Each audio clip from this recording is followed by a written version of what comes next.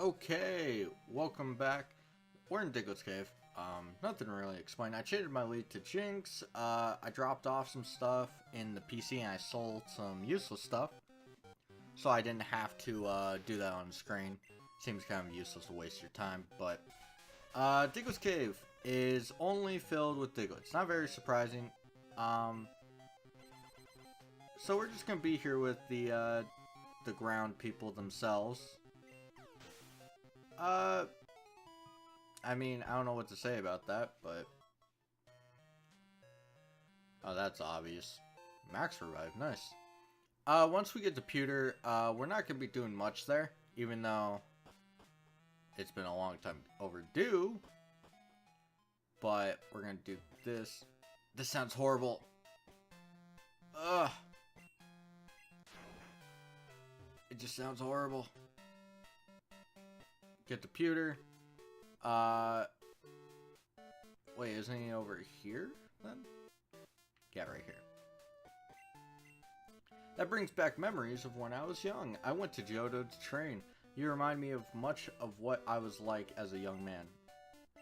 This is the Silver Wing. This is what is required to get to Lugia, whatever. I just want to point that out. I won't be doing it for a little bit, but that is a thing. I actually really didn't want to fight you, but I'll fight you. I'll make you wish you weren't here. Beedrill. At least it's fully evolved. Though it's gonna be super overkill when I just hit it with a psychic and it folds. Watch that Beedrill just disintegrate. Look at that, just gone. You never even saw it. Poor Beedrill. Actually, I should be saying poor Butterfree. Didn't get a Mega. Poor Butterfree. But, what we're probably gonna do is... I'm gonna check out where you could trade a long time ago a Abra for a Mr. Mime. So, I'm going to check out that area. We're probably going to head to Viridian. And we're just going to try and complete our little map. And then we'll probably head to Fuschia to finish off that gym. And then Cerulean to finish off that gym. And then Pewter to finish off that gym. And then we can move on to the quest for Cinnabar. The word on the street is that it's not exactly on the map anymore. So if we go back here, we can talk to this guy. I'm glad to see you. You're the first visitor I've had in a long time. He will just give us a nugget because no one visits him. Okay, yep. It's a nice little gift, I guess. By the way, this music is so irritating. I'm glad I have the bike. Now, is there an item here? Nope. Or at least not one I could find. Hey, are you Ross? Is nearby in Pallet Town. Oh, okay. No flash. Is there an item here? Nope. There probably is. Probably like 3. Elixir! I remember there was a paralysis heal. And Viridian City. I just want it on the map. I'm not actually gonna explore it. What's it called? There it is, Fuschia. The reason I'm trying to do the gyms now is because I want to do it really quick. Now, there's invisible walls, which isn't really a surprise. But there's also an added twist. Unlike in the last time we came to Fuschia, which was not that long ago. Technically in-game, but whatever. There were invisible walls last time, but this time Janine, which is the new gym leader because Koga is Elite 4 now, is has kind of disguised herself among the crowd, so to say. More like the crowd has disguised themselves as her, but a Venusaur. Ugh. I'm sorry, Venusaur. I really want you. Actually, that's not true. I don't want you at all. Grass types are pretty bad in this game. Okay. Also, now, I don't know why this popped in my head, but starters are on the screen, so I'm going to talk about this. Every now and then, well, actually more like every day, there's usually a video or a question or whatever uploaded to YouTube or GameFAQs or blah blah blah blah blah blah over and over. But there's usually something like where they discuss the worst starter in Pokemon. Now, I'm fine if you want to discuss which one's better competitively or which one does better in their game.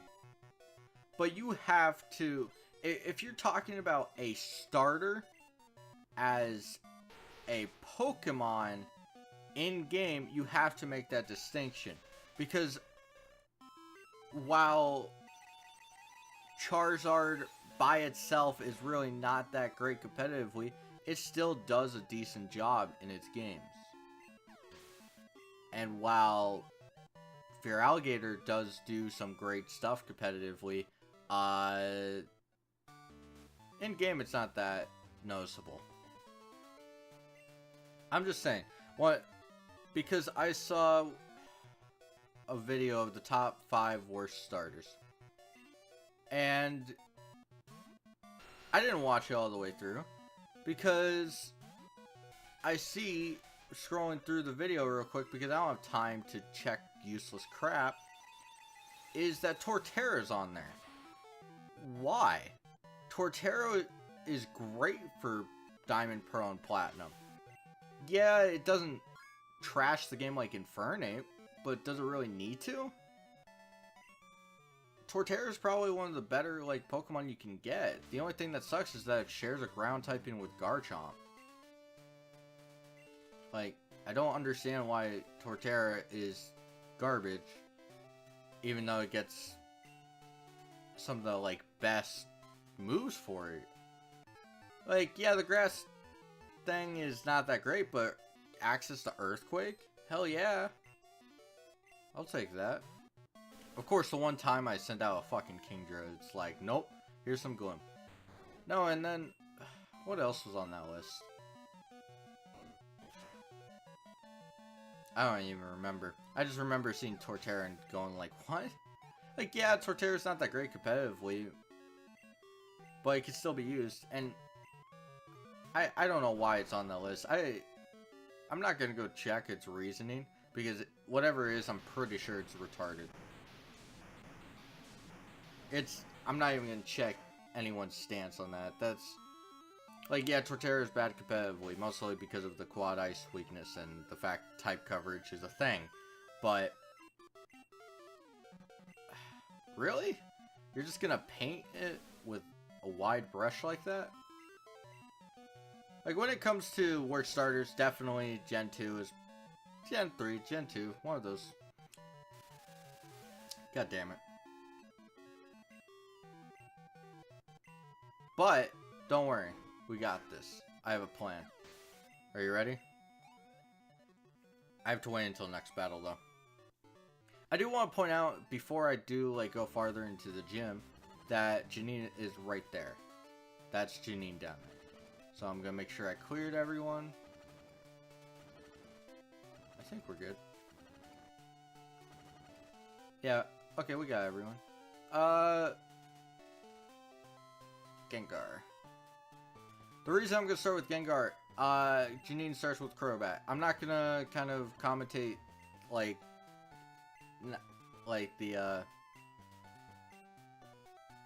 fight, because Janine is heavily underleveled. This is actually a very pathetic fight, especially if you have Earthquake or a Psychic type attacker. It's really kind of pathetic. I mean, Like, we see a level 39 Venomoth. That's pretty much it. I'm gonna Ice Punch it. Crobat might live. It's pretty bulky. People underestimate that. Alright. Ariados. I should have brought Typhlosion, but we have Skarmory. It's been a while since I've used Skarmory, actually. We are one level away from Steel Wing. Though it's going to be a long level, I'm sure, because I'm not going to be using it for a while. And bye-bye. Level 33, like, that's really pathetic, even for gym leaders. Which is weird, because we're going to come across a gym leader that doesn't completely suck ass. And Wheezing. If you remember, I do in fact have a Jinx, so I'm going to kill this Wheezing, and then I'm going to kill whatever comes out. Could I have done this with the Crobat? Yeah. But why do I need to? Need to spread the experience.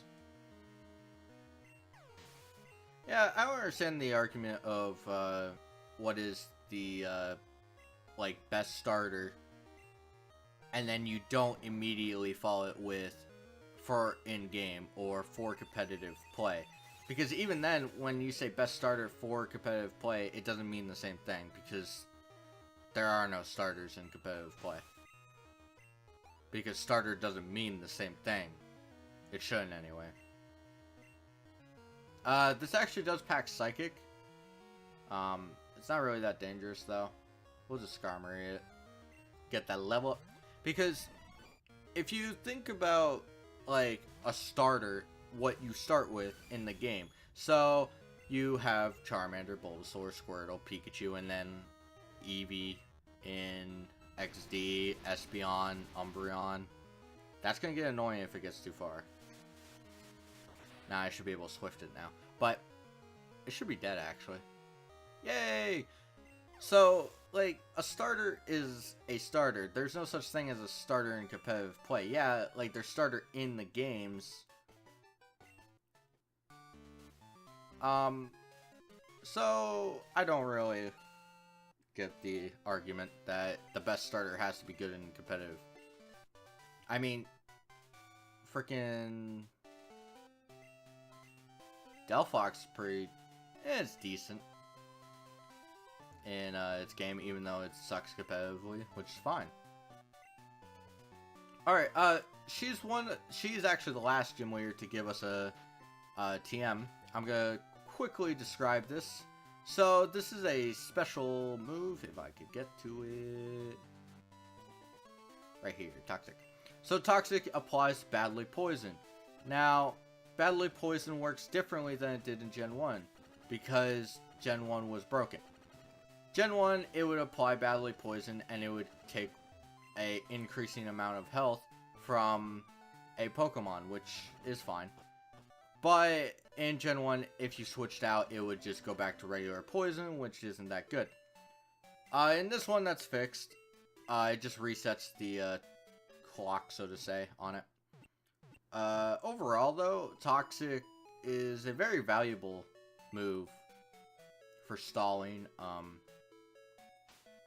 While I'm not going to be using it, I did think about it for Skarmory at one point. I still might use it, but I don't think it's going to be that useful. But next time, because it is pretty close to the ending, we will be taking on... I passed it already. We will be taking on the Cerulean Gym. Though, as we'll find, the gym is empty right now, so we have to go find Misty wherever the hell she is. So, till then.